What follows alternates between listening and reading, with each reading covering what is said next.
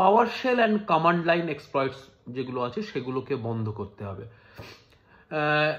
অধিকাংশ ক্ষেত্রে যেটা হয়, র্যানসামওয়্যার পাওয়ার শেলের মাধ্যমে স্ক্রিপ্ট চালিয়ে ল্যাপটপ দখল করে নেয়। যাদের উইন্ডোজ ল্যাপটপ আছে তারা উইন্ডোজ ডিফেন্ডারে যাবেন, অ্যাপ অ্যান্ড ব্রাউজ কন্ট্রোলে যাবেন, সেখান থেকে এক্সপ্লয়েট প্রোটেকশনে যাবেন, সেখান থেকে প্রোগ্রাম সেটিং নিয়ে পাওয়ার শেল স্ক্রিপ্টগুলো ব্লক করে দেবেন।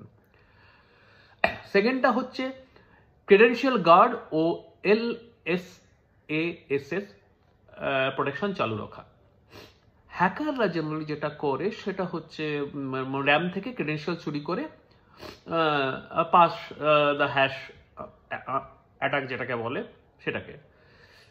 এটা করতে গেলে ওই স্টার্টে গিয়ে বা ইয়েতে গেলে রান চালাবেন, রান চালিয়ে MSINF032 তারপরে গিয়ে virtualization based security is equal to running.